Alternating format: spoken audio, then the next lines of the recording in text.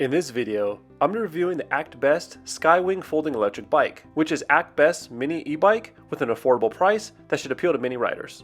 I'm going to be going over the assembly process and go in depth on the features and specs, do an acceleration test, a braking test, a hill climb test, and a review on how it rides. So let's check it out.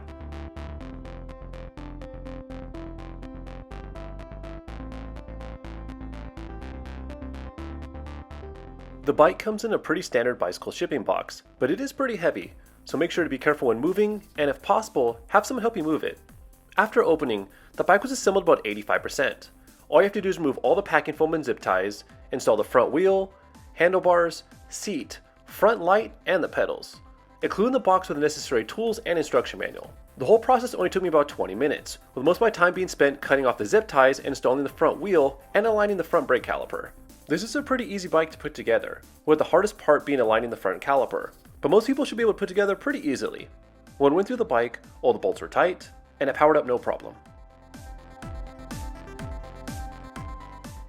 So the Skywing is powered by a 500 watt brushless rear hub motor with a peak output of 750 watts, and a 36 volt 7.8 amp hour battery that's UL 2849 certified and has a claimed range of up to 26 miles of pedal assist. It also comes with mechanical disc brakes with 160mm rotors both in the front and in the rear. The wheels are 14-inch metal wheels that come with tires with a 2.1-inch width and Schrader tubes. And to help out with ride comfort, there's also a suspension fork with 50mm of travel and a seat with decent amount of padding. It also comes with a single-speed drivetrain with a 44-tooth chainring and an 18-tooth cassette. And for safety and increased visibility, there's also a headlight.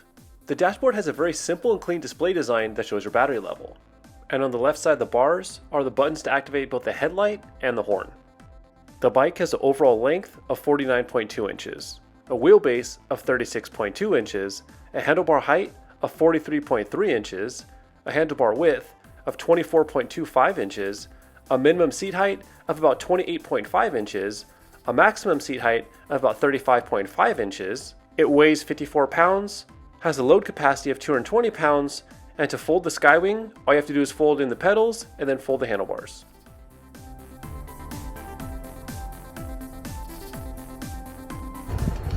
Okay, first thing we're going to do is test out the top speed of the ActBest. They claim it has a top speed of 18 miles per hour using throttle, and it's kind of bouncing between 18 and 19 using my GPS app. So I guess it's actually faster than advertised. So the next thing we're going to do is to test the hill climbing ability. This is about a 8 to 9% gradient, and we're only using the throttle. And this bike is easily going up this hill, 11 miles an hour, 10 miles an hour, 9 miles an hour, 7. Okay, no problem. Did about a 9% gradient pretty easily. Let's go test it out on a steeper hill. Okay, here we go. Doing a much steeper hill. This hill actually has a max gradient of 15%. Right now, probably at the 10%. And you can tell, obviously, the throttle only. We're down to 7 miles an hour. So we're just going to just pedal and see how this thing does. Now, this bike is a single speed. And wow, she has really good power. Surprising amount of power, actually. We're doing 9 miles an hour up this hill easily. As you can tell, I'm not breathing hard. Just another day. Cool. All right, 8 miles an hour. Now there is no levels of assist. It's just one assist level, and it's great. This is a 15% gradient, and that was easy.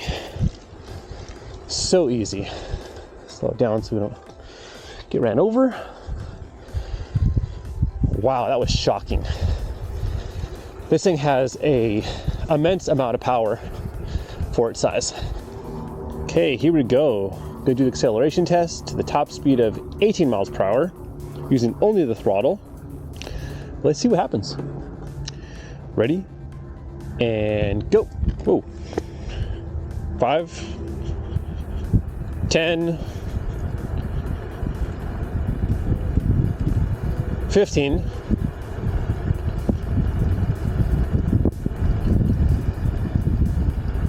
Top speed.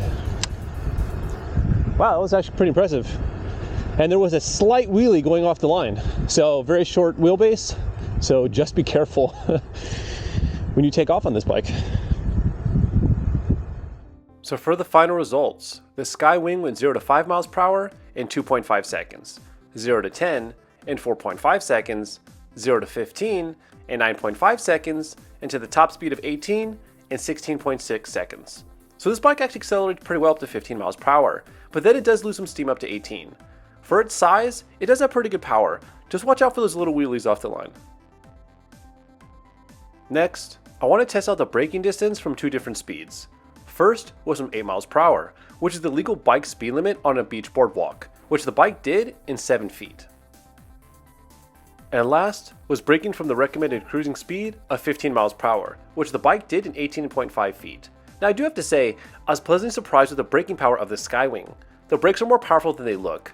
And something to keep in mind though, is since you have a very short wheelbase, use the front brake sparingly. And the last test, and probably the most important one, is the ride comfort test. So I've been riding the Skywing a lot around the town that I live in. Everywhere from quick 5-minute rides to the grocery store, to 30 to 40-minute rides. And through all these rides, I feel I have a pretty good understanding of the strengths and weaknesses of the bike. And first with the strengths. The bike on slower rides is an absolute joy to ride. The Skywing is calm, smooth, and quiet. I will say though, that the Skywing is definitely designed for smoother city streets. It can go over small potholes and cracks, but it's definitely designed for smoother surfaces. The seat is also pretty comfortable, and has good padding, and a really comfortable shape. And the power is surprisingly good, and I'm glad that it has a really long seat post, so you can actually get the seat at a comfortable height. But by far, the biggest weakness of the bike is the high speed stability. This bike can go 18 miles per hour, but honestly, anything over 15 miles per hour, the bike does get a little squirrely. This is probably due to its short wheelbase, small wheels, and narrow handlebars. And the other thing is that the gearing is not designed to pedal at higher speeds. When riding around, I found that between 8 to 10 miles per hour is where this bike really lives when pedaling. Anything over these speeds almost gives you a ghost pedaling feel. But as a whole, the bike is pretty solid and just a lot of fun to ride. It would be cool though if it had different power levels, but it's not really necessary, but it would make the bike easier and more user-friendly. So far through my extensive testing, the Skywing has held up really well to daily use. The 500 watt brushless motor is almost silent. It's extremely smooth and provides a decent amount of power. It's able to cruise around easily around 15 miles per hour and it's pretty comfortable. And both the seat and fork do a really good job on keeping the ride as calm and smooth as you can expect from a mini e-bike with small wheels. I did spend most of my time using the throttle, but I can confirm the bike in fact does pedal really well, as long as you're going under 10 miles per hour. But even though the gearing might not be the best for high speeds, it makes up for it when pedaling up hills, which the bike does great. And while this bike is fun, its biggest selling points are affordability and value. For $300, I think this bike is a great value. It has a smooth motor, a pretty comfortable seat, a removable battery, a headlight, horn, and front suspension. It's pretty impressive the features of the bike considering the price. But if I had to make one change to the bike, is I would add a speedometer display. The reality is that many people who buy this bike are riding in the city, at a college, or at a campground where there tends to be speed limits. So being able to see how fast you're actually going would be nice. I also realize by adding features, you risk raising the price of the bike. So maybe that's why the Skywing doesn't actually have a speedometer, to keep the bike as simple as possible. So in conclusion, this is a great deal if you need a small e-bike that you can ride around without having to worry about taking up a lot of space. Also, I'm pretty sure this is the most affordable e-bike I've ever tested, and its build quality and power for that price is pretty impressive. But if you have any questions or own a Skywing yourself and want to share your experience, please leave it in the comment section below. Thank you so much for watching, and have a great one.